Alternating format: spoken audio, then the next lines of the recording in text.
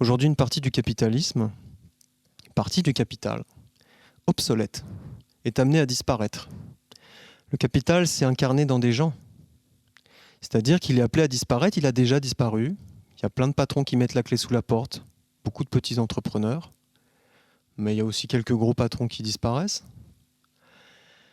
Et ça, c'est intéressant, parce que ce capital obsolète dans la mesure où il ne porte plus en fait la productivité que le régime d'accumulation en devenir et qui maintenant s'installe va présenter.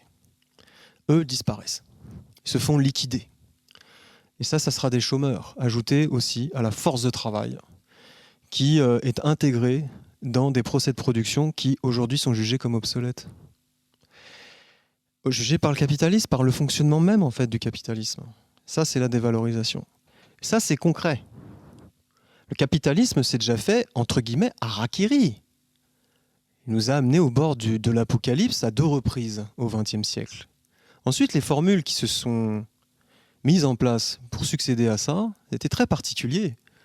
Il y a eu des dizaines de guerres pendant la guerre froide.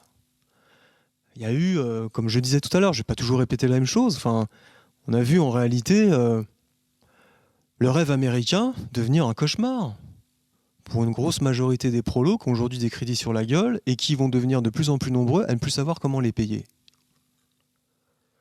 Donc, concrètement, on porte en fait des habitus sociaux qui sont en décalage par rapport à la situation actuelle. S'il y a décalage, c'est bien que c'est une question de temps, une question de perception. Là, je pense que les révolutionnaires ont un rôle à jouer, très clairement, un rôle à jouer, voilà, aussi dérisoire, modeste soit-il, mais c'est important. Demain, quand il y aura forcément des gens qui vont descendre dans la rue, qu'est-ce qu'on va faire d'eux ? Qu'est-ce qu'on va faire des gens, des chômeurs, des 1 million de pauvres, par exemple, là, qui ne serait-ce qu'en quelques mois sont tombés en dessous du seuil de pauvreté en France. C'est le début, en réalité, d'une grosse vague. Qu'est-ce qu'on va faire d'eux ? Pour l'instant, ce que fait le capitalisme, c'est qu'il maintient les amortisseurs sociaux. Et ce n'est pas du tout un hasard. Parce que si ces amortisseurs sociaux, sous forme de subventions, sous forme d'allocation chômage, sous forme d'allocation CAF, en gros, sous forme du salaire différé, si tout ça est amené à s'abaisser en dessous d'un seuil, ça peut amener de la merde quand même, hein. Enfin, voilà, je veux dire, alors c'est une possibilité. Hein. Ça sera un seuil critique. Un seuil critique. Et c'est pour ça que là aujourd'hui en France, pourquoi est-ce qu'ils maintiennent le chômage partiel ? C'est très concret, ça. C'est quoi ces conneries ? Parce que s'ils maintiennent le chômage partiel, qu'est-ce que ça veut dire ? Et ça veut dire que l'État paye. Mais l'État, c'est quoi ? L'État, c'est une énorme machine à endetter. Et l'endettement, qu'est-ce que c'est ? L'endettement, c'est de la promesse qu'on va aller chercher dans de la thune de ceux qui travaillent pour rembourser. À qui ? Aux prêteurs. Si on annule la dette, les prêteurs, les créanciers, s'effondreront. Et s'ils s'effondrent, il n'y a plus de système. Donc là, c'est des contradictions énormes. C'est énorme. Alors on nous dit, on va maintenir la dette ad vitam aeternam. Maintenant, c'est les nouvelles écoles. Les nouvelles écoles de pensée financière. La dette, après tout, ad vitam aeternam. Mais bon, quand on écoute Castex et les représentants du gouvernement, évidemment qu'ils ancrent le remboursement de cette dette à de la production de croissance. Parce que ça trompe personne, et eux le savent. Et non, ce ne sont pas des amateurs. Ils savent très bien qu'à un moment donné, on doit rembourser la dette. Pourquoi ? Parce que si la dette se transforme en créance, il n'y a plus de dette, il n'y a plus de créance. Donc c'est la monnaie en tant que rapport social qui n'existe plus. Alors là, c'est quoi ? On passe à quoi là ? Alors là, c'est l'inconnu. Donc, c'est une classe qui se distingue, qui se détermine, qui se définit justement par l'extraction de la valeur. Sinon, elle fait place à un autre mode de production. Mais alors, c'est quoi comme mode de production ? Les structures même qui déterminent cette classe, qui font son assise, qui la fabriquent, au travers desquelles, en fait, elle se matérialise, vont s'effondrer. Donc, c'est une course contre la montre aussi, si c'est vraiment ça la perspective. C'est une course contre la montre, pour trouver un autre système de domination, qui n'aura plus rien à voir avec le capitalisme. Très franchement, j'y crois pas. Hein. Moi, je pense très concrètement qu'en effet, le capitalisme aujourd'hui est en train de s'effondrer. Quand il s'effondre, il appuie gravement sur tout ce qui se situe de l'autre côté de la barrière de classe, Quand je dis gravement, c'est en remettant en question sa survie même à ceux qui se situent de l'autre côté de la barrière de classe. Et alors là, c'est vraiment c'est la prise de risque absolue, quoi. Donc, on a vu des insurrections un peu partout. Ça va continuer. La lutte des classes n'est pas terminée. En France, il y a des grèves partout. Il y a en effet cette illusion qui est volontairement partagée en réalité, il ne faut pas se mentir, je crois, par nos contemporains, que tout ça est provisoire.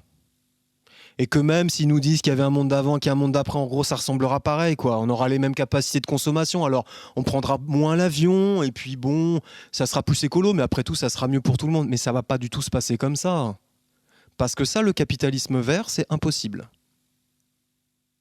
Pourquoi c'est impossible? Parce que ce capitalisme vert, on a vu aussi que c'était un capitalisme numérique dans les projets là qu'on nous vend, donc c'est déjà très très franchement antinomique, vraiment. Parce que pour produire du numérique, vraiment, c'est basé sur des procès de production qui sont extrêmement nuisibles et extrêmement polluants, et qui aussi évacuent en permanence la force de travail de la sphère de production, c'est-à-dire en fait qui suppriment des emplois. Il y a une étude qui a été menée, par exemple, tu sais, entre 1993 et 2007, dans l'industrie américaine. Pour un robot mis dans une chaîne de production, il y a 7 emplois qui sont supprimés. Dans le tertiaire, là, en France, il prévoit la suppression dans les 20 prochaines années, de la moitié des emplois dans le tertiaire, qui seraient substitués par ce qu'ils appellent l'intelligence artificielle. On va faire quoi de ces gens-là? On va faire quoi? Quand un système met l'humanité au rebut, de façon extrêmement visible, l'humanité a fait quoi? Enfin, je veux dire. Alors on nous a vendu beaucoup de théories, alors au travers surtout des canaux de divertissement, hein, les films apocalyptiques, les séries, mais c'est par milliers. C'est par milliers où on nous présente un monde qui fonctionnerait avec des marginaux qui vivent dans les égouts. Il y a même des zombies, ou alors le système il s'est effondré et puis on fait nos carottes, etc. Dans un système qui a la bombe atomique, dans un système où en fait on a encore une classe aujourd'hui bourgeoise qui certes est travaillée par de grosses contradictions, mais qui n'a pas du tout envie de lâcher le manche. Bourgeoise, c'est pas une classe aristocratique, c'est pas une classe qui vient du fin fond des steppes barbares, c'est une classe bourgeoise, c'est-à-dire une classe qui se base sur la plus-value. Moi, j'y crois pas à ces conneries, mais c'est vrai qu'on alimente beaucoup l'imaginaire des prolétaires, et c'est ça la colonisation spectaculaire marchande de la vie. C'est pour ça que, bon, nous, on se revendique aussi des apports qui ont été formulés par l'international situationniste. Mais ça se situe au niveau aussi de la conscience de classe. C'est pour ça qu'il y a un travail aussi à faire. Je crois que les contradictions qui nous attendent vont être extrêmement brutales, terribles, parce que c'est une bourgeoisie qui se raccrochera toujours à son système.